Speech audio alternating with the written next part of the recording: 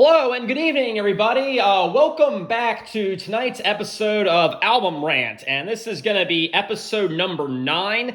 And tonight, I thought it might be a good idea to dive into the world of a band called Rainbow.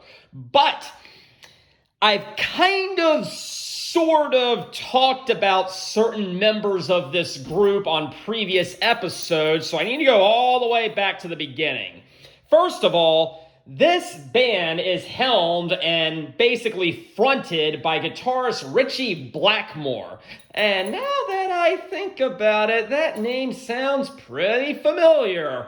Where have I heard that name from? That's right, he was the lead guitarist for Deep Purple, who were one of the top rock groups throughout the entire early 70s. And they absolutely, with Black Sabbath and Led Zeppelin, ruled the world and invented the hard rock genre and paved the way for heavy metal.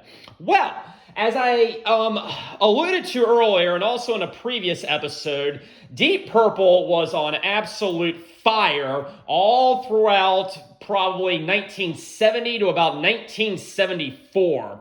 But then in 1974, they had some lineup changes. A couple members were swapped out and some new members came in, and some of these new members wanted to take Deep Purple in a different direction.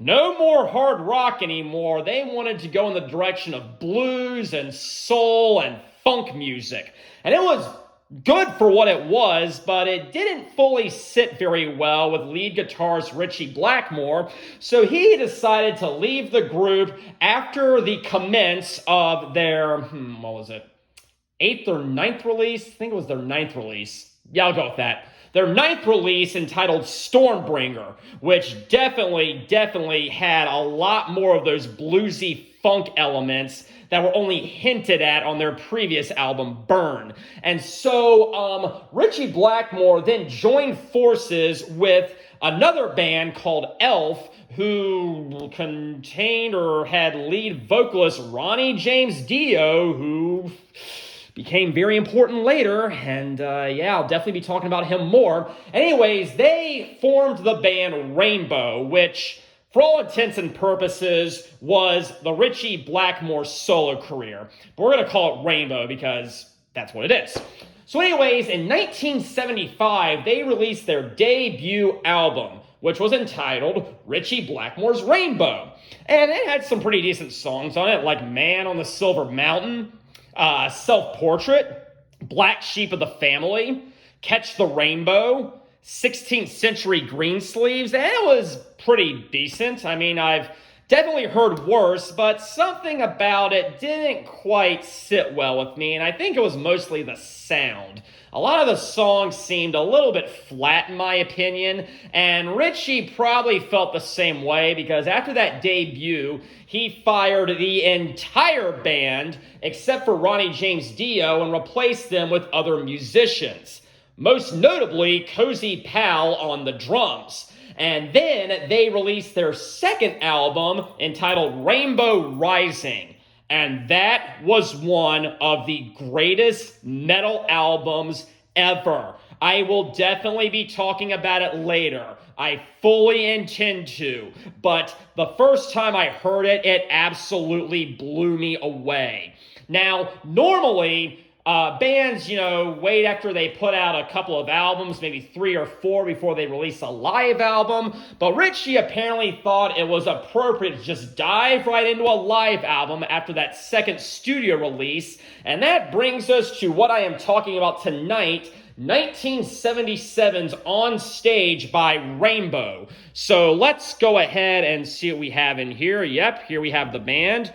We have Ronnie James Dio on vocals, Tony Carey on the keyboards, there he is, Cozy Powell on the drums, Jimmy Bain on the bass guitar, and there's the man right there, Ritchie Blackmore on lead guitar. And so let's take a look at the track list.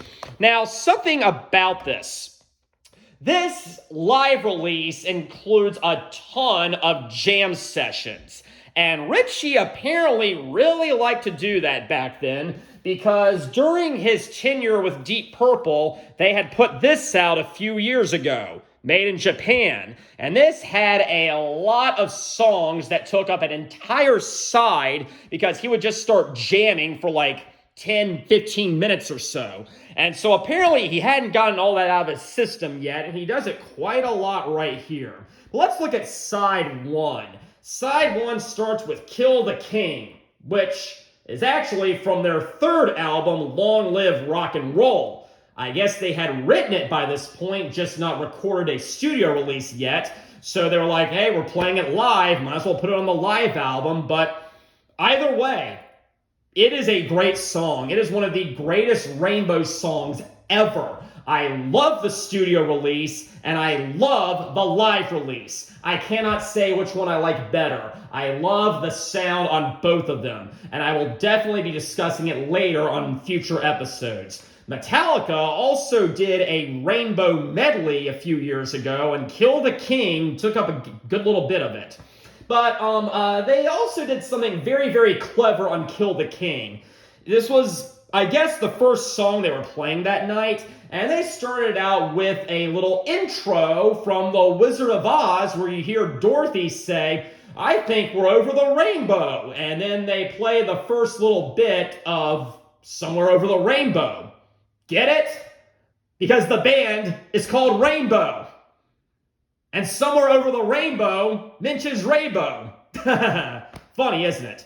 But anyways, we now move into track 2, which is listed as a medley of Man on the Silver Mountain, Blues, and Starstruck. And I gotta say, I really love this live version. It runs for about 14 minutes, but it says Starstruck, which was off of Rainbow Rising as part of this quote-unquote medley. He plays about 30 seconds of it, so I really don't consider this to be a medley. I consider this to be Man on the Silver Mountain. And Man on the Silver Mountain is a great track, and I think it is definitely improved by the live version. He does jam a bit quite in the middle, and I gotta admit, Ronnie's vocals during that little interlude get a little bit ridiculous, but all the same, it is a good version. So now we move to side 2, and side 2 is 100% composed of Catch the Rainbow, and it goes on for 15 minutes and 40 seconds.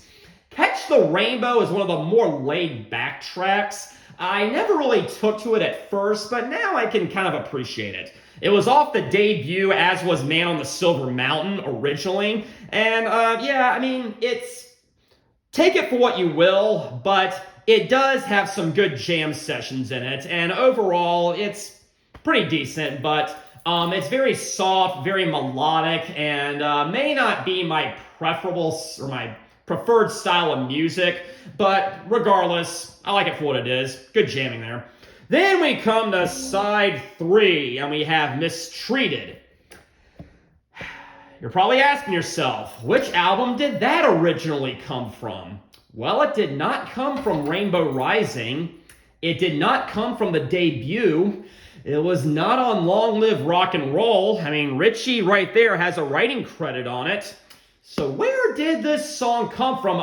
It's actually a Deep Purple cover. It was originally off the Deep Purple album Burn that came out 3 years prior to this. And Mistreated is a very, very bluesy number. Apparently, Ritchie had written some of the main riffs for it previous to the Burn album and couldn't quite make it work. But then when they changed around some of their group members and David Coverdale came in, they perfected Mistreated and they finally put it on a Deep Purple album. Well, when Ritchie formed Rainbow, he decided to do a cover of Mistreated, and it is a great cover. Ronnie absolutely kills it on this. I have heard people say they prefer David Coverdale on lead vocals, and I totally respect that.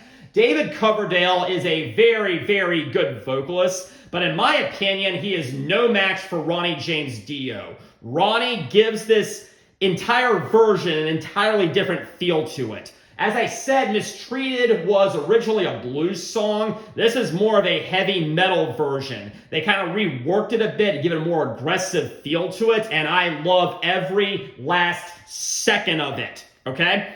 It does have some jamming in the middle. This thing runs on for 13 minutes and 4 seconds. Definitely a lot of jamming in the middle, okay, which was not on the original studio version, but hey, I'll take it. It's a very good cover, and I definitely suggest hearing it. Something about Mistreated. Deep Purple has played in concert. Rainbow obviously has played in concert. So did Whitesnake when David Coverdale formed Whitesnake. Even Glenn Hughes has covered it. Something about this song, everyone wants to cover it, and it's a good song and everything, and I welcome all the versions I can get. Then we come to side 4, and we have 16th Century Greensleeves. It's got a nice little medieval feel to it, and I really kind of like it. It's a pretty fast pace. It's pretty hard rock, and I love it.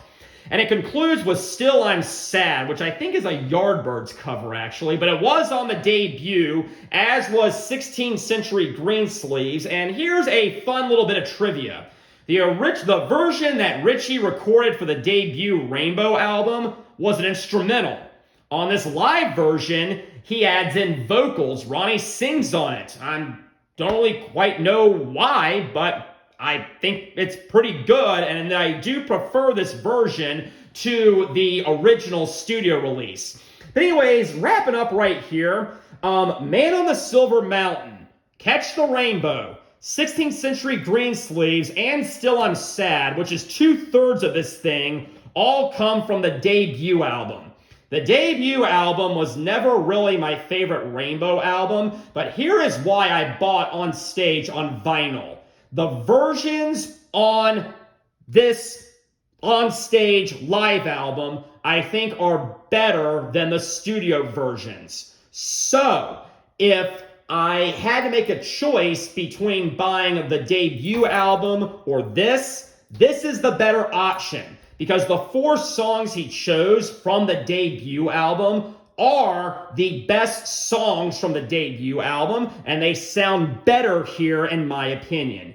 Yeah, it would have been better to hear some more stuff from Rainbow Rising, like A Light in the Black, Terra Woman, or Stargazer, but I do hear there is another live album out there called Live in Germany 1976, and they do perform some of those songs on there, so might be a good thing to check out if you don't like the track list on this one. But anyways, that is going to conclude my review of On Stage by Rainbow. And thank you very much for joining me tonight. It was a great pleasure. Next time, we're going to look at some covers. But until then, have a very pleasant evening.